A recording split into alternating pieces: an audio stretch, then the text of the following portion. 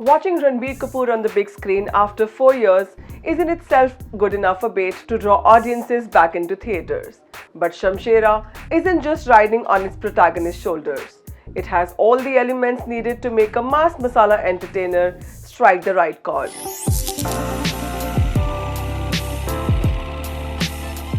Riding a horse amid a sandstorm, holding an axe with his face covered, enters Shamshera, who we are told is Karam se dakayat, dharam se azad. He might look scary in that getup with long unkempt hair and beard, but his tribe worships him for being their savior. Shamshera is high on action, emotions, well-written characters, and a solid backstory. Mounted on a large scale, like most period films, Shamshera does boast of massive sets and structures, but nothing takes away from the depth of the characters and somewhat believable storyline. As Hindi film audiences, we are pretty used to watching elaborate costume dramas with larger-than-life characters in the name of period films. And Shamshera does not tick any of the boxes on your period drama checklist. It is neither glamorous nor does it resort to over-the-top setting to make every person and setting beautiful. And no, I'm not complaining.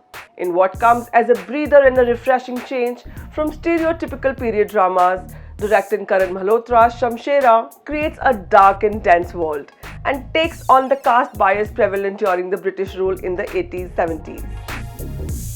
A warrior, lower-caste tribe called Khameerans, led by Shamshera, played by Ranbir Kapoor, is imprisoned in a fictitious city of Kaza. They are enslaved and tortured by a ruthless general, Shuddh Singh, played by Sanjay Dutt, who looks down upon them and tells a British officer, "Jaanwar hai, gand to machayega hi." After a lot of humiliation and physical assault, the tribe loses their leader in his quest to free his people, and that is where a fresh chapter starts. 25 years later, we are introduced to Balli, Shamshera's son, also played by Ranbir Kapoor, who looks exactly like his father. You must be living under a rock if you still did not know that Ranbir Kapoor has a dual role in the film. Balli is unlike his mostly serious father. He likes to dance, sing, wants to join the security forces working for the British, and is still oblivious to the truth behind his father's painful death. And when he finally learns about how his tribe has suffered, he takes over Shamshera's mantle and begins a new fight for the freedom of his people and their self-respect, and also to avenge his father's death. While the first half has some light moments with Balli showing his antics, the second half picks pace right from the word go. There is no breathing space to make out the why and how, and it's just Ranbir Kapoor taking on the bad guys in some intricately choreographed action sequences. It's not always a safe bet to make a good-looking hero turn into this ferocious action hero, but Ranbir gets into the skin of the character with so much ease and owns it, making it look so believable on screen. The physical transformation he has undergone for this part is evident, and you won't really miss the Ranbir Kapoor you are used to seeing romancing on screen. And then there is Sanjay Dutt, who seems to have mastered the art of looking menacing on screen. Each time Sanjay comes on the screen, there is an airy music that's played in the background, and he makes you hate him for everything he does. It's quite a physically taxing character, and given that Sanjay shot for Shamshera while battling cancer, I was amazed to see the force he has put in some of the action scenes, or where he yells his lungs out in anger.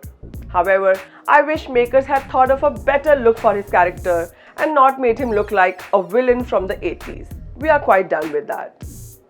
Being a period drama, Shamshera is visually appealing, though I felt in some scenes the VFX could have been less clumsy. Nilesh Mishra and Khila Bist's story is engaging and entertainment at the same time. At the onset, the film might appear too long at 158 minutes, but the way action sequences unfold and a hide-and-seek game is played, there are rarely any dull moments.